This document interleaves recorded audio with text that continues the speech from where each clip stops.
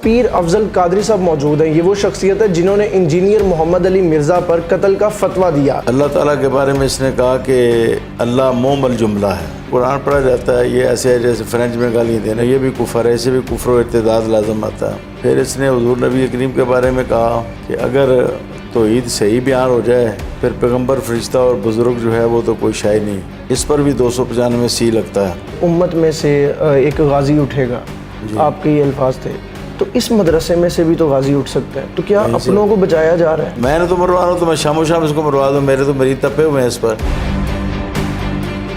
السلام علیکم جی، daily point کے ساتھ میں ہوں نعمان سلیحی. ناظرین، آج کا یہ پروگرام کچھ اہم ہونے جا رہا ہے. میرے ساتھ پیر افضل قادری صاحب موجود ہیں. یہ وہ شخصیت ہے جنہوں نے انجینئر محمد علی مرزا پر قتل کا فتویٰ دیا. ان کو واجب القتل کا ان کے اوپر فتویٰ دیتے ہوئے یہ کہا کہ جو شخص انجینئر محمد علی مرزا کو قتل کرے گا اس کو باقاعدہ 5 لاکھ کا انعام بھی دیا جائے گا. یہ بیسیکلی ماجرا کیا ہے؟ کیا نوبت ایسی آ گئی کہ فتویٰ دینا پڑا؟ اور بیسیکلی کیا باتیں تھیں جو پیر صاحب کو بری لگیں، یا کیا انہی کو بری لگیں یا عالم اسلام کے تمام جو علماء ہیں ان کو بری لگیں؟ مزید جو تفصیلات ہیں پیر صاحب سے جانتے ہیں. سر السلام علیکم. وعلیکم السلام ورحمۃ اللہ وبرکاتہ. پیر صاحب کیسے مزاج آپ کے؟ ٹھیک ہے الحمدللہ الحمدللہ. پیر صاحب سب سے پہلے تو جاننا چاہوں گا کہ یہ ماجرا کیا ہے. بیسیکلی انجینئر محمد علی مرزا بڑی دیر سے یوٹیوب پر کام کرتا آ رہا ہے اور باقاعدہ ان کی اکیڈمی ہے اور وہ لوگوں کو سکھاتا بھی ہے. کیا ماجرا ایسا بنا، کیا معاملہ بنا کہ آپ کو فتویٰ دینا پڑا؟ پہلے میں یہ بتانا چاہوں گا کہ مرزا جیلمی جو ہے اس نے اسلام پر کتنا خطرناک خوفناک حملہ کیا.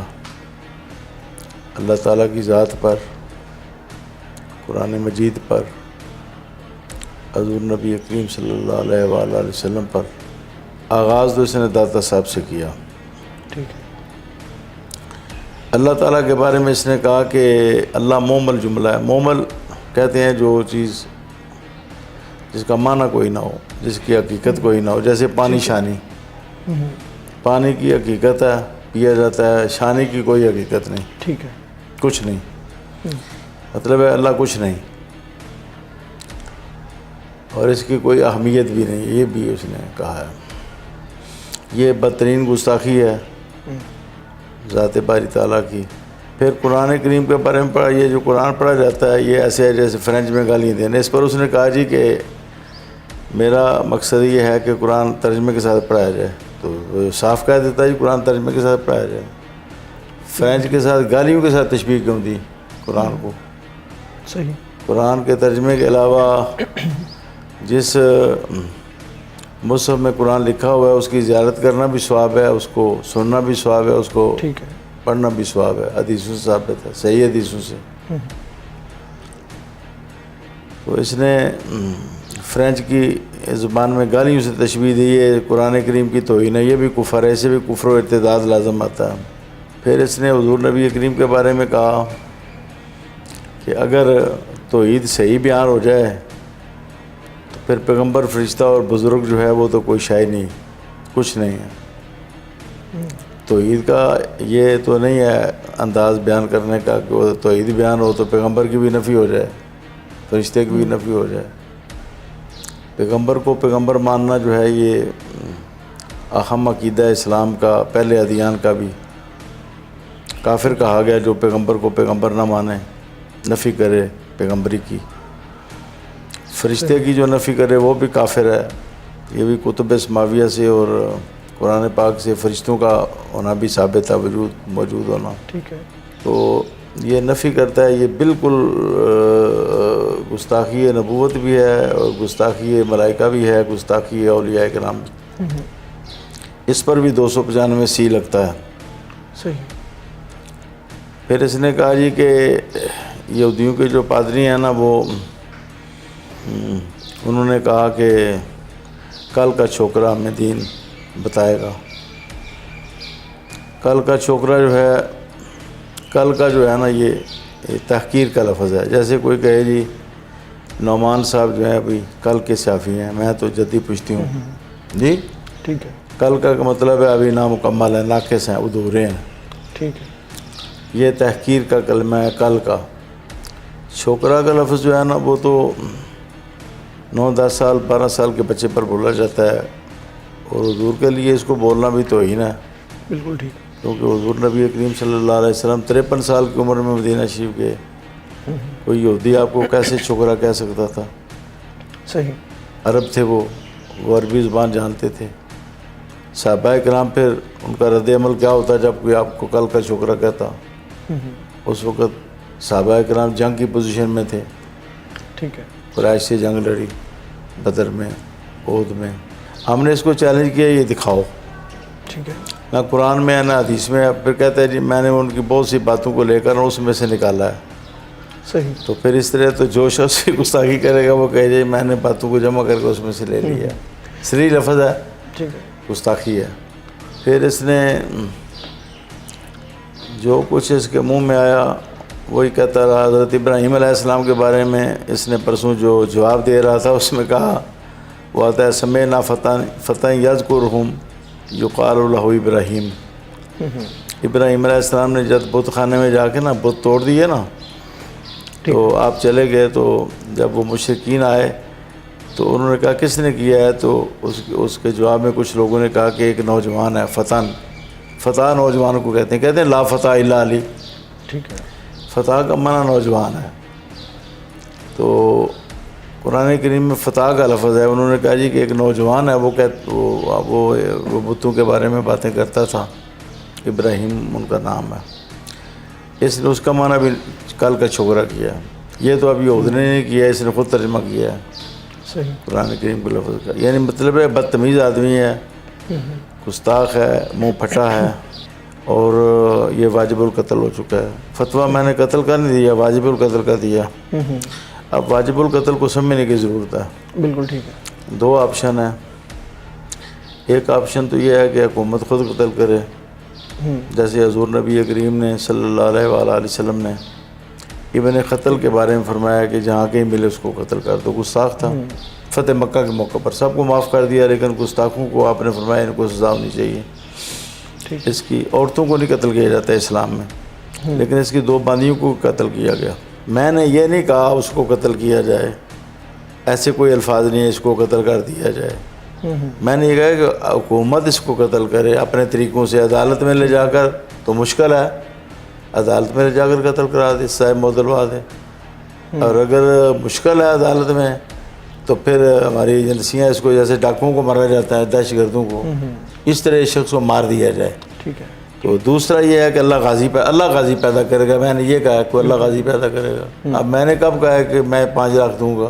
میں نے کہا کہ اللہ غازی پیدا کرے گا. جب اللہ غازی پیدا کرے گا خود غازی پیدا ہو جائے گا میرے کہنے کے بغیر.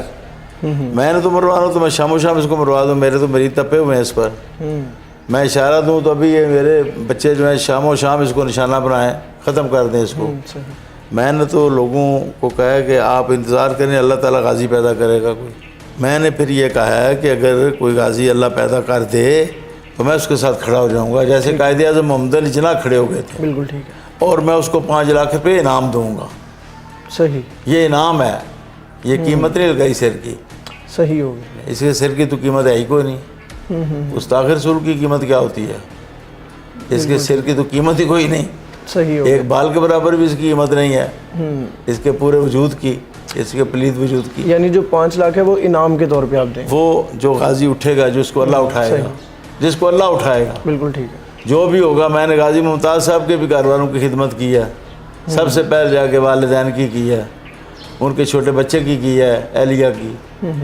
میں نے غازی احمد چیمہ صاحب کے بھی کافی پیسہ خرچ کیا ہے وہاں پر. ہاں جی. اور بھی جو غازی مجھے پتہ چلتا ہے میں اس کی خدمت اس لیے کہ وہ رسول کریم کا بدلہ لیتے ہیں نا. بالکل ٹھیک. جو رسول اکرم کا بدلہ لیتا ہے نا وہ تو پھر مسلمانوں کو وہ تو اپنی جان کی طرح پیارا لگتا ہے نا جی. تو میں نے تو اس اینگل سے کہا ہے. لیکن ہمارے سیافی برادران نے اس کو غلط رنگ دے دیا کہ میں نے اس کو قتل کرنے کا فتویٰ دے دیا ہے. میں نے تو کہا کہ اگر اللہ غازی پیدا کرے گا تو میں اس کا ساتھ دوں گا. پھر سب کوئی آپ کی باتوں سے انفلوئنس ہو جاتا ہے، جی، جلال میں آ جاتا ہے اور یہ قدم اٹھا لیتا ہے، ذمہ داری قبول کریں گے؟ بالکل اس کا ساتھ دیں گے. کس نے درست کیا یہ ذمہ داری کریں گے قبول. یہ نہیں کہیں گے ہم نے قتل کرایا، یہ کہیں گے جی کہ اس نے اچھا کام کیا کہ ایک گستاخ رسول کو مار دیا، جیسے ڈاکوؤں کو کچے میں مار رہی ہے پولیس. ٹھیک ہے. یہ بڑا شیر بنتا ہے اور یہ چوہے کی طرح چھپ رہا ہے، کبھی کہیں جاتا ہے، کبھی کہیں جاتا ہے، کبھی کہیں جاتا ہے. حالانکہ ابھی جو ہے نا کوئی بھی سخت کام نہیں ہوا، ابھی ہونا ہے سخت کام. ابھی دفعات لگنی ہے اس پر، پتہ نہیں کتنی لگنی ہے. بالکل. دہشت گردی کی بھی دفعہ لگنی ہے، آئین سے غداری کی بھی، کیونکہ اس نے کہا جی کہ مجھے کافر نہ کہیں تو میں بھی ان کو کافر نہیں کہوں گا، قادیانی ہو. اگر اس کو کافر نہ کہیں تو پھر آئین میں وہ نکال دیا جائے گا کہ وہ کافر ہیں. پھر بھی تو کافر ہیں نا. ٹھیک ہے. ہاں جی، تو ختم نبوت کی وجہ سے کافر ہیں. اس لیے کافر نہیں ہے کہ وہ مرزے کو کافر کہتے ہیں. صحیح. کہتے ہیں مجھے کافر نہ کہے تو میں بھی ان کو کافر نہیں کہوں گا. یہ آئین سے غداری ہے، اس پر غداری کی دفعہ بھی لگتی ہے. تو انشاءاللہ تعالی اس کا گھیرا تنگ ہو رہا ہے، جلدی یہ قابو میں آ جائے گا، پورا صحیح طرح قابو اب میں آئے گا انشاءاللہ تعالی. پھر صاحب میں چاہوں گا کہ اس پر بھی روشنی ڈالیں کہ جہاں تک میرا ناقص علم ہے کہ ہمیں بچپن سے یہ ایک درس دیا جاتا ہے کہ بیٹا لکم دینکم ولی دین، اور یہ فرقے واریت میں بھی ہمیں یہی سکھایا جاتا ہے کہ ان کا دین ان کے ساتھ، آپ کا آپ کے ساتھ. تو اگر اس چیز کو سامنے رکھتے ہوئے ہم کسی کو کافر کہیں یا کسی کے ایمان پر بات کریں تو یہ کس طرح سے اس چیز کو دیکھتے ہیں؟ دیکھیں گستاخی رسول جو ہے نا، یہ تو کبھی بھی برداشت نہیں کیجیے. لکم دینکم والے زمانے میں جب یہ آیتیں نازل ہو رہی تھی نا، اس وقت بھی یہ تھا ملعونین اینما ثقفوا اخذوا وقتلوا تقتیلا.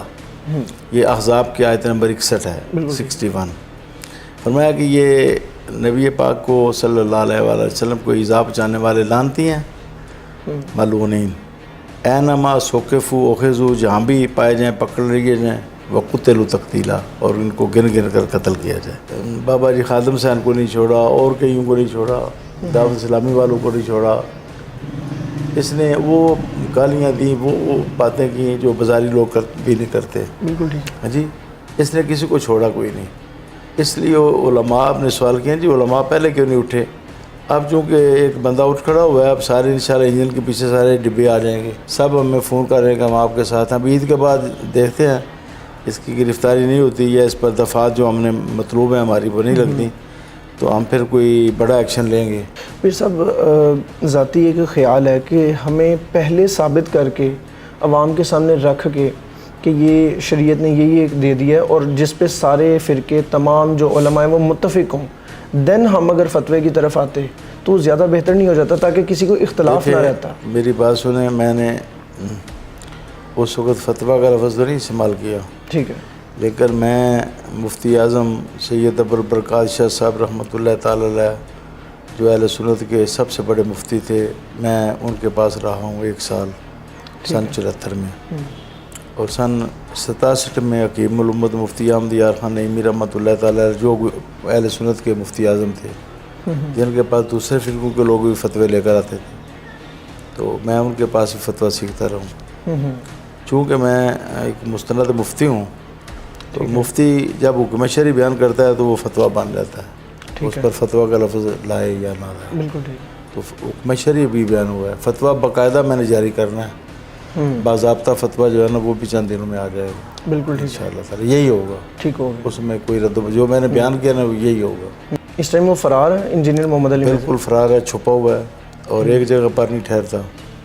رات کو ادھر، صبح ادھر، شام کو ادھر، یہ اپنے ٹھکانے بدلتا رہتا ہے. میں ایک چیز ایڈ کرنا چاہوں گا کہ ابھی ہمارا ان سے رابطہ ہوا تو وہ تو گھر پر ہی موجود ہیں؟ کوئی نہیں موجود، قطعاً موجود نہیں ہے گھر پر. صحیح، جھوٹ بولا ہے اس نے، وہ کسی اور گھر پر ہے جس کو اس نے اپنا گھر کہا ہے. ایک آخری سوال کرنا چاہوں گا کہ ابھی آپ کا یہ جس ادارے میں ہم بیٹھے ہیں جی، یہاں پر بھی بے شمار جو بچے ہیں وہ علم حاصل کر رہے ہیں.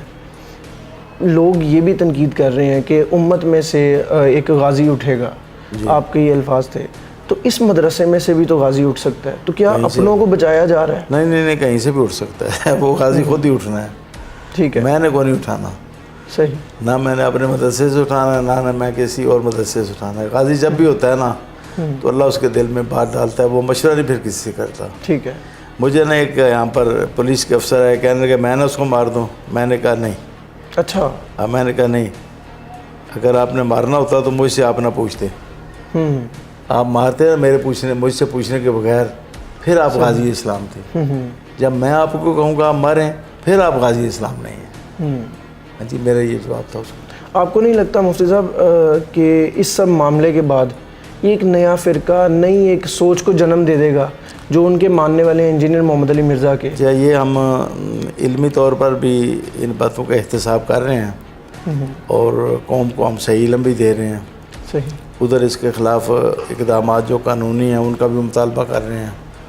غازیان اسلام کا جو کردار ہے وہ بھی براکہ ہے، ٹھیک ہے، اس کا حق ہونا بھی ہم بیان کر رہے ہیں. ان سارے کاموں باتوں پر ہم کام کر رہے ہیں. ٹھیک ہو گیا مفتی کا صاحب، وقت ٹھیک ہو گیا مفتی صاحب، بہت شکریہ آپ کے ٹائم کا. ناظرین، خوش رکھے. یہ جو معاملہ جو بھی ہے مفتی صاحب کی زبانی آپ نے سنا. کون رائٹ ہے کون غلط ہے یہ فیصلہ ہم نہیں کر سکتے. آپ کیا رائے رکھتے ہیں کمنٹ سیکشن میں لازمی بتائیے گا. پاکستان زندہ باد.